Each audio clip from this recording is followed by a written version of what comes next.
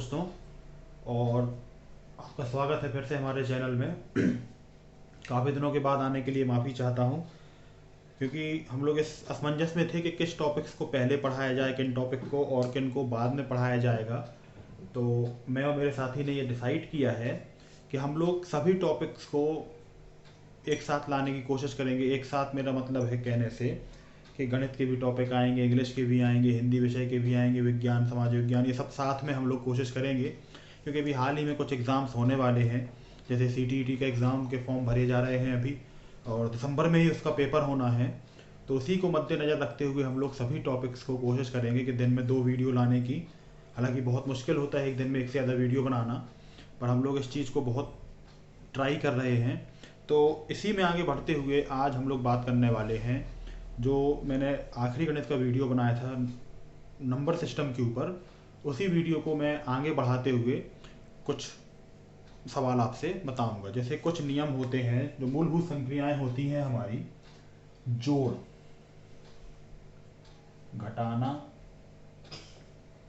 गुणा एवं भाग की, इन्हीं संक्रियाओं से संबंधित कुछ रूल हम लोग यहाँ पर समझेंगे। जैसे सबसे पहले हम लोग समझेंगे रूल, प्रथम n प्राकृत संख्याओं का योगफल। क्या? प्रथम n प्राकृत संख्याओं का योग।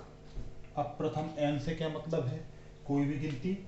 इसमें तो इसका जो फॉर्मूला होता है वो होता है n इंटू n प्लस 1/2।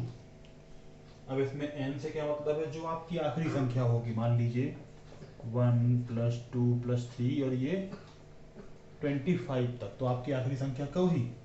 25 ही। तो 25 ही आपका n कहलाएगा। और इसको सॉल्व कैसे करते हैं? आखिरी संख्या n इंटू 25 प्लस 1/2, तो ये हो जाएगा 25 इंटू 26/2। इससे इसको कैंसिल कर दें, 2 1 जा 2, 2 3 जा 6, 25 इंटू 13। तो यहाँ जब हम इसका गुणा करेंगे तो हमें मिल जाएगा 325। प्रथम n प्राकृत संख्याएं या प्रथम 25 प्राकृत संख्याओं का जोड़ 325 होगा। प्राकृत संख्याएं आपको याद ही होगा, नॉर्मल संख्याएं जो 1 2 3 4 ऐसे लिखी जाती हैं वो प्राकृत संख्याएं कहलाती हैं, और 0 से जो शुरू की जाती हैं उनको होल नंबर या पूर्ण संख्याएं कहा जाता है। तो ये था हमारा पहला नियम कि प्रथम n प्राकृत संख्याओं का योग ज्ञात करने के लिए n इंटू n प्लस 1, और n इसमें अंतिम संख्या होती है। करते हैं अगले फॉर्मूला की, जो कि है प्रथम n तक की प्राकृत संख्याओं के वर्गों का योग। क्या? प्रथम n तक की प्राकृत संख्याओं के वर्गों का योग, मतलब 1 2 3 इन सब के वर्गों का योग। जैसे 1 स्क्वायर, 2 स्क्वायर, 3 स्क्वायर, कहाँ तक? 50 स्क्वायर तक के वर्गों का योग। क्या फॉर्मूला होता है? n into n plus 1 into 2n plus 1/6। n into n plus 1, 2n plus 1/6। इसको हम फॉर्मूले में पुट करेंगे तो n, देखिए अंतिम संख्या क्या है हमारी? 50 है। तो 50 गुणे 50 धन 1 इंटू 50 इंटू 2 प्लस 1/6। इसको सॉल्व किया तो यहाँ 50 आ जाएगा, यहाँ इक्यावन, यहाँ 101। इन सबको सॉल्व करने पे हमको 49,925 आंसर मिल जाएगा। तो ये है प्रथम n तक की प्राकृत संख्याओं के वर्गों का योग, जो कि इस तरीके से सॉल्व किया जाता है। इसमें आप अगर यहाँ 100 होती तो आपका n बराबर 100 हो जाता। फॉर्मूले में मान हम 100 के हिसाब से रखते।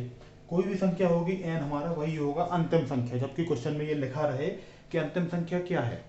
और अगर क्वेश्चन में ये लिखा है कि अंतिम संख्या आपकी फला है या कुछ भी है, तो उसी को n माना जाएगा और उसके हिसाब से हम बाकी सवाल को सॉल्व करते हैं। ज़्यादा कठिन नहीं होते हैं।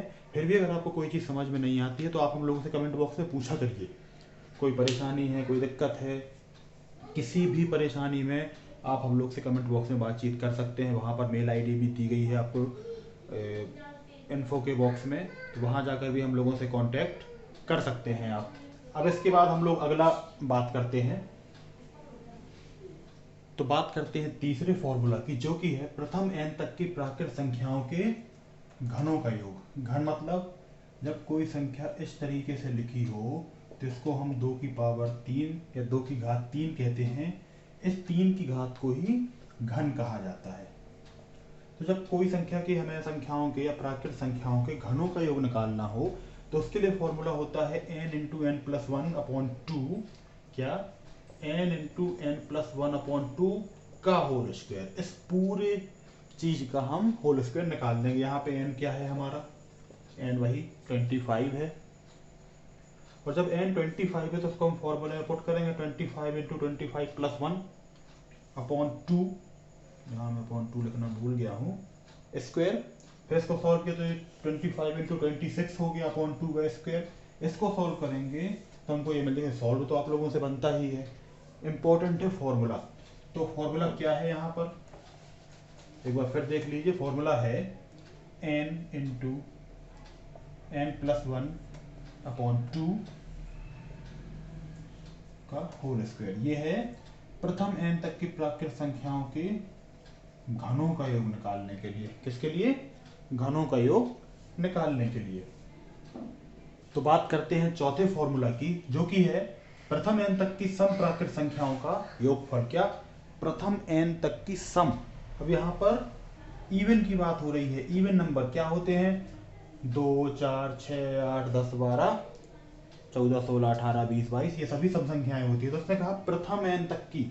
अब अभी यहाँ क्वेश्चन क्या दिया है, 56 तक की सम संख्या। हमें गिनना नहीं है कितनी होती है, 2 4 6 8, ये हमें कुछ नहीं करना है, सिर्फ 56 लिखा हुआ है। अगर सम संख्याओं की बात हो रही है, सम संख्याओं प्राकृत सम संख्याओं की बात हो रही है, तो इस फॉर्मूले में इसको पुट कर देंगे। n की वैल्यू क्या है 56, अंतिम संख्या 56 है, तो 56 upon 2, 56 upon 2 plus 1 28, 28 plus 1 28 into 29 812। अब अगर आप करके देखना चाहें तो इस तरीके से उसको 56 तक ले जाइए और जोड़ के देखिए। मान लीजिए हम इसको छोटा सा करके देखें कि 8 तक की प्राकृत संख्या है, अभी सॉल्व हो जाएगा वो 8/2 इंटू 8/2 प्लस 1, तो ये हो जाएगा 4 इंटू 5, 4 प्लस 1 मीन्स 20 आया। इसको जोड़ के देख ले हम, 2 4 6 8, यही है 8 तक की प्राकृत संख्याएं और सम संख्याएं। जोड़ लीजिए 4 2 6 6 12 8 20, यहाँ भी 20 आया और हमारा यहाँ पर भी 20 ही आया, मतलब ये फॉर्मूला काम करता है। तो फॉर्मूला क्या है, देखिए सॉल्व करते हैं, सॉल्व कैसे हुए वो तो बन जाएगा आपसे, मेन है फॉर्मूले याद करना। तो इसका फॉर्मूला है अंतिम संख्या बटे 2, अंतिम संख्या n into N upon 2 plus 1, फिर से वही सिंपल, ठीक है।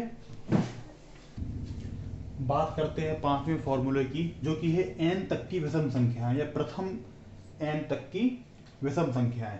तो इसमें क्या होगा, अंतिम संख्या जो भी हो आपकी, इस फॉर्मूले में हम उसको पुट कर देंगे। यहाँ पर n की वैल्यू क्या थी हमारी 43। अब विषम संख्या याद कर रहे हैं तो n की वैल्यू ऑब्वियस सी बात है एक ऑड नंबर ही होगा।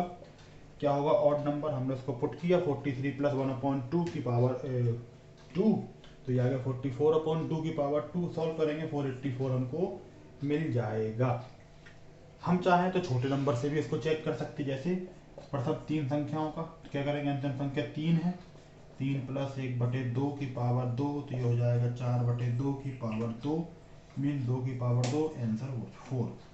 तो n तक की प्राकृत संख्याओं का योग 4 314। चेक भी कर सकते हैं, मतलब ये सभी फॉर्मूला काम करते हैं। और जिन नियमों को हमको, जिस तरीके के क्वेश्चन हमको सॉल्व करने रहते हैं, उसमें इसी टाइप के क्वेश्चन आते हैं जिनको बहुत कम समय में सॉल्व करना रहता है प्रतियोगी परीक्षाओं में। तो इन सब विधियों का इस्तेमाल करके हम इसको कर सकते हैं। अब जो आगे के 2 नियम है वो तो और छोटे हैं, आपको देखने में मजा आएगा। अब बात करते हैं इसके अंतिम जो सूत्र हैं, छठवां सूत्र, प्रथम n सम संख्याओं का योग।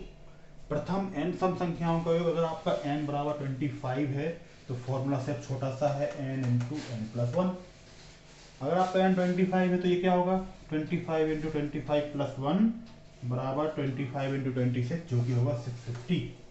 प्रथम n सम संख्याओं का योग। इसके बाद आती है प्रथम n विषम संख्याओं का योग। तो सिंपल आपको उसका वर्ग कर देना है, 25 का स्क्वायर विषम संख्या है, हमने उसका वर्ग कर दिया तो आ गया 625।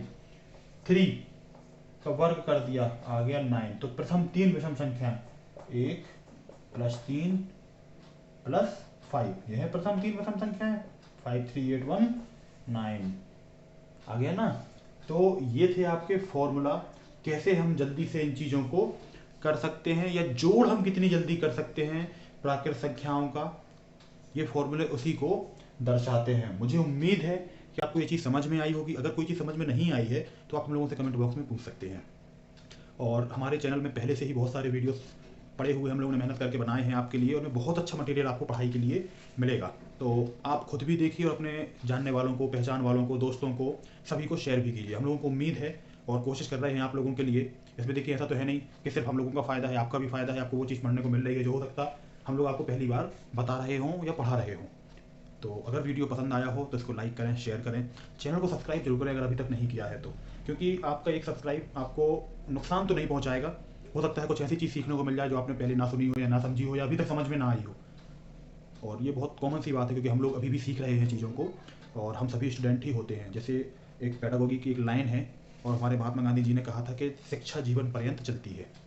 आपके पैदा होने से लेके आपके मरने तक शिक्षा समाप्त नहीं होती है। तो इसी उम्मीद के साथ कि वीडियो आपको पसंद आया हो, हम लोग अलविदा कहते हैं। मिलेंगे अगले वीडियो में, तब तक के लिए जय हिंद, जय भारत। हाय दोस्तों, आप तो वीडियो पसंद आई तो लाइक करना, सब्सक्राइब करना। तब तक के लिए बाय।